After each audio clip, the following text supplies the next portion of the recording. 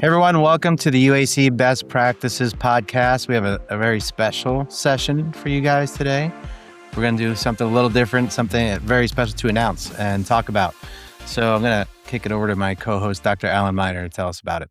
Yeah, we're here today with several of our board members, Dr. Lynn and Dr. Stephanie, and you, Dr. Brian, and we're talking about the 2026 top 20 list of most influential chiropractors. And we launched this last year. Really, as a unique initiative within UAC, we kind of get a different vantage point, I think, being part of UAC and being the board of UAC than most people in the profession. Don't you all think? Definitely. Absolutely. Yeah. Yes. It was eye-opening for me even to see as we kind of produced it last year, learning about some people I hadn't even thought about. And The cool influential things that people Yeah. are doing for the profession. It's so good to hear it across the board that way. Absolutely. I mean, UAC is, for those who maybe aren't aware, it was founded almost 20 years ago by the Gentempos, and then a board took over operating it about 8 years ago. So it's a board-run organization, and typically it's pretty top-performing people within chiropractic. There's kind of three categories of folks in the group. People that run really successful practices, usually people that have kind of gone through and become the pinnacle of the coaching group they were in and kind of landed on their own style of practice and just looking to surround themselves with people doing interesting things. Then you've got a big group of people that have business to business, people serving chiropractors in the group. And then you have what we call enterprise folks that are maybe scaling with multiple clinics.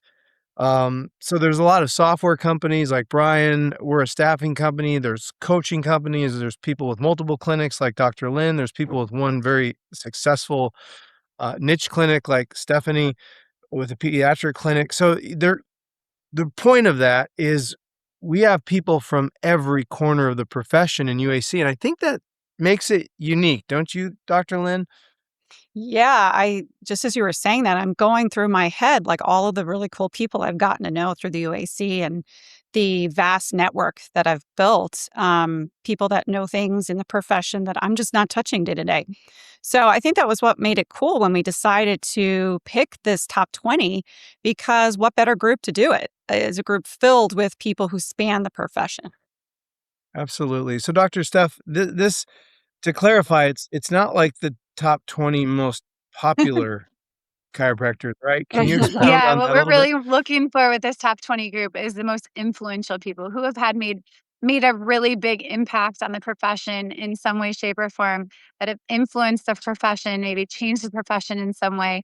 That's what we're really looking for here, not just like a popularity contest, right? We really want to see the people who have made an impact on our profession that have bettered it in some way, shape, or form. Absolutely. And so that's something to be really clear is this is create the way this list begins is there's, I believe, around 175 people that are taken from last year's nominees. We used AI to give us a list, and then all of the UAC members contribute to this list.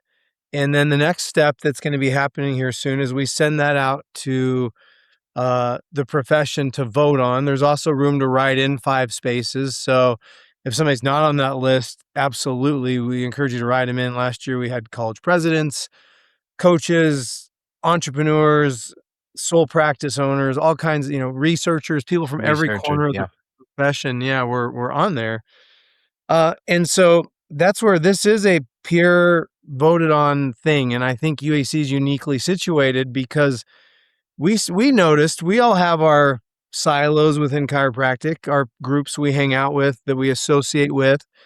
And that's what's so special about that room is you get people from every corner. So as Dr. Lynn just said, you get exposed to these different groups. And that's really the purpose behind this list is this is the top 20 most influential people in chiropractic. And as Dr. Brian alluded to, there's a lot of people that I hadn't even heard of in the profession that have really big tribes and have a lot of influence.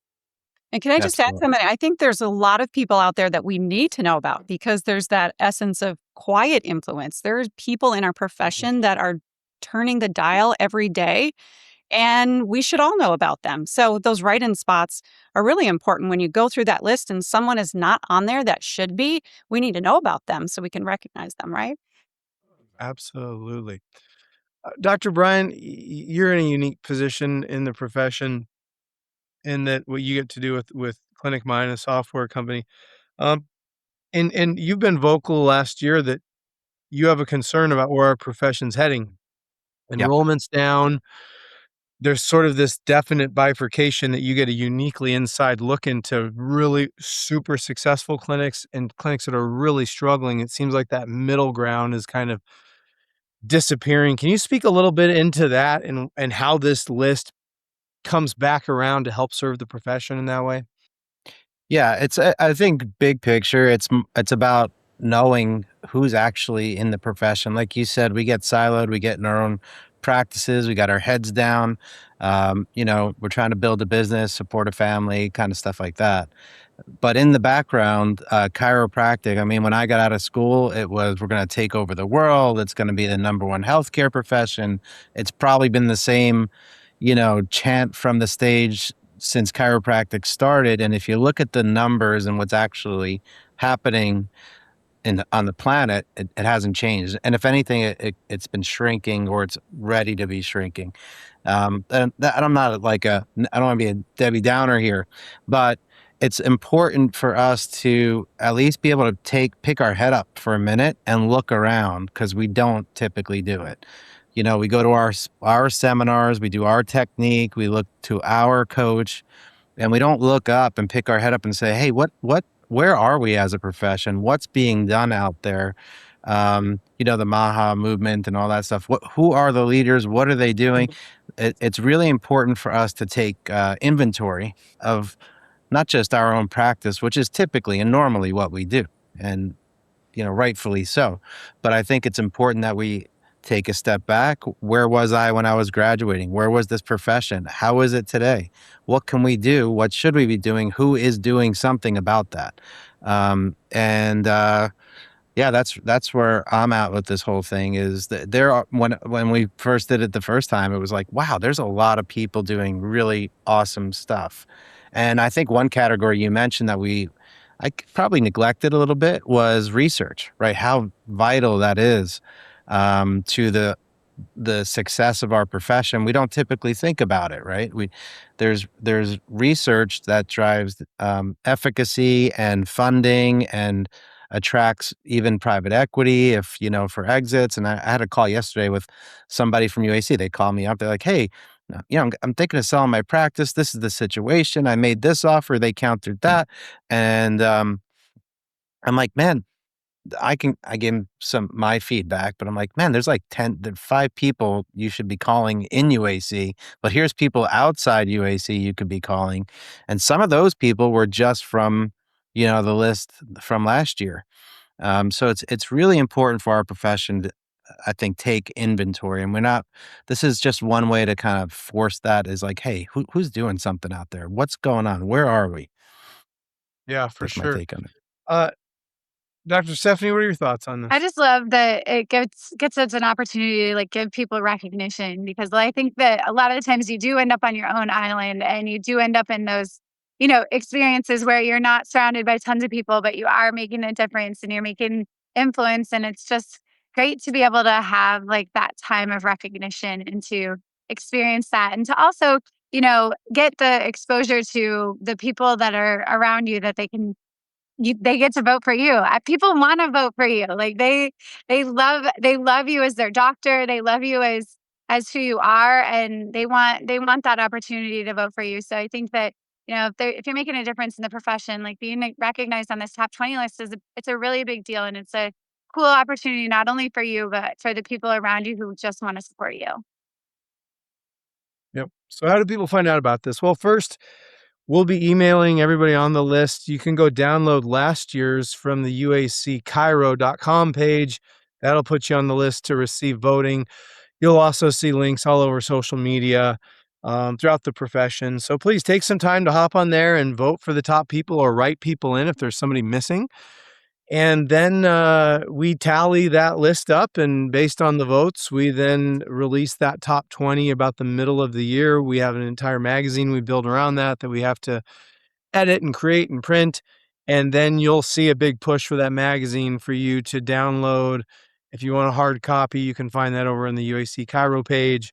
But this is something that's really our contribution as a group to the profession, to, as Dr. Stephanie, as Dr. Lynn said, to recognize and appreciate those people that are moving the profession forward. And to tie it back to Dr. Brian, those people who I think in many instances are the ones carrying the mantle to move our profession forward at a time where it seems to be contracting with fewer chiropractors graduating. We're at a bit of a crossroads in the profession. So who is responsible for taking the action steps, whether it's in how they're growing businesses or how they're influencing the public or how they're doing research or how they're educating students that'll be future chiropractors? We need to acknowledge those people because they are the future of the profession. And it's really the knife's edge of what's moving this profession forward and gonna create the next century of what we're doing as chiropractors. Well, said. everybody, thank you for your service. And we just ask you all to keep an eye out for the emails and the links to vote on, and then keep an eye out when that list comes out. So thank you. Thanks. Thanks, everyone.